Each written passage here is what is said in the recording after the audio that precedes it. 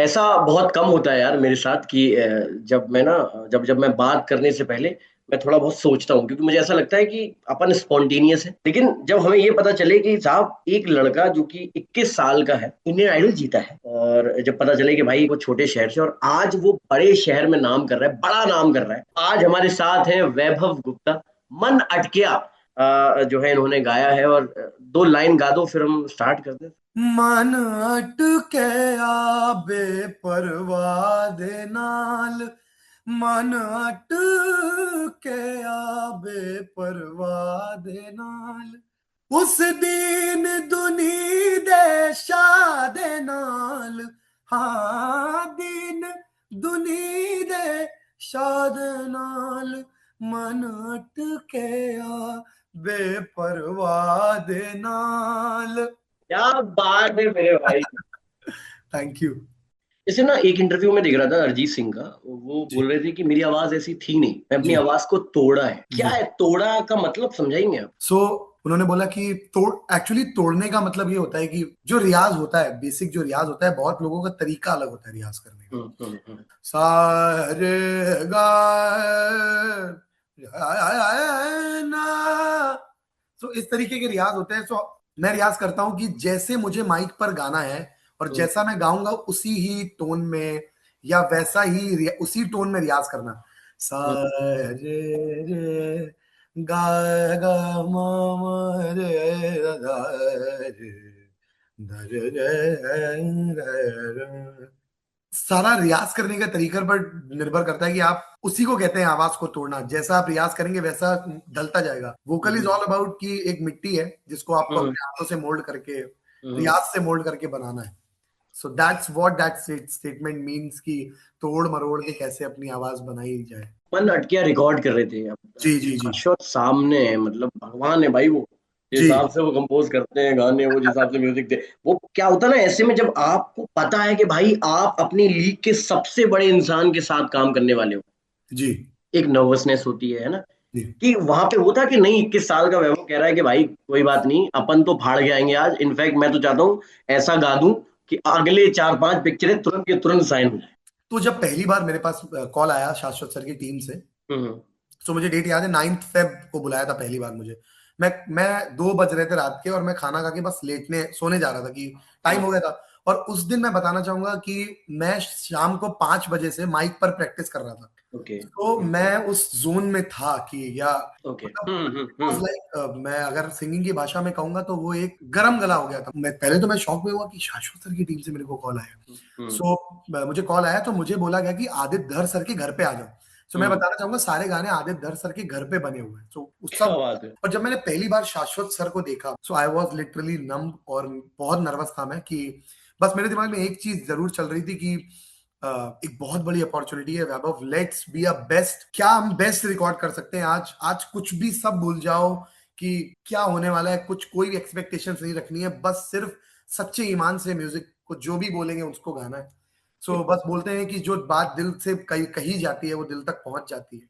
क्या बात तो है। शायद ईमान से, मैंने सच्चे ईमान से गाया, और शाश्वत सर को मेरे वोकल्स इतने पसंद आए और हम्म। बहुत तारीफ करते हैं वो मेरी। और इवन इन एल्बम लॉन्च, बहुत मेरी मम्मी को भी उन्होंने बोला कि बहुत ही होनहार लड़का है आपका, और इतनी छोटी एज में जिसका एक एक आंख होती है ना कि, तो उन्होंने बोला कि बहुत कम लोगों में होती है। मैं हम्म। ब्लेस फील करता हूँ कि मैं जो मेहनत कर रहा हूँ वो दिख रही है, और जहां तक मेरी आवाज जानी चाहिए वहां तक पहुंच रही है। I am very blessed, I am very thankful to Aditya Dhar sir, Shashwat sir for giving me this big opportunity. भाई अभी थोड़ा सा जब आपने जब छेड़ी दिया है, वो जो एल्बम लॉन्च था, जी। इतना ग्रैंडियोर एल्बम लॉन्च मैंने इसके पहले कभी देखा ही नहीं। तो मैंने देखा स्टेज पे, भाई वो क्या लग रहा होगा भाई। एल्बम लॉन्च जब हुआ, सो मुझे, मैं पहले प्रोसेस ही नहीं कर पा रहा था कि आई एम गोना, मेरा गाना है हम्म। मूवी में और मुझे हम्म। अभी स्टेज पे चढ़ना है।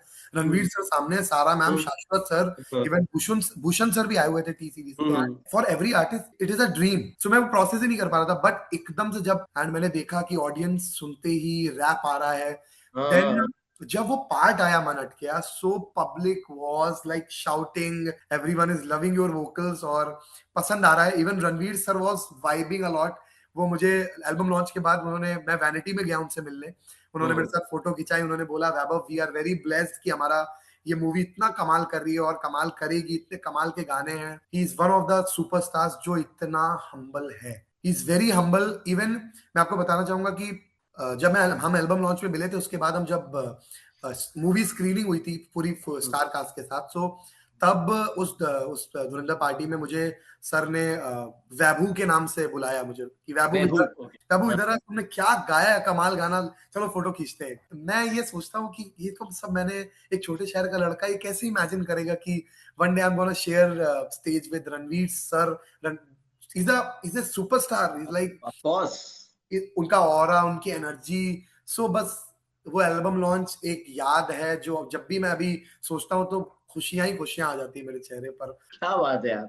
मुझे अभी अभी ना जब हम बात कर रहे थे तो मेरे दिमाग में ये था कि आप 21 साल के हो, ठीक है, आपको पता है ये अपॉर्चुनिटी ऐसी है जो मुझे ग्रैब करनी है जी, मैं कुछ भी करूंगा लेकिन ये चांस नहीं जाना चाहिए जी। बट होता है ना कि जब हम एक्चुअल माइक के सामने जाते हैं हम थोड़ा बहुत नर्वस। आप तो भाई इंडियन आइडल जीत के आए हो, लेकिन आपको पता है कि भाई ये टर्निंग पॉइंट है। क्या कितना वक्त लगा, वो कितने टेक्स में गाना हुआ, या ऐसा नहीं था कि हो गया अपना स्टार्टिंग में ही होगा?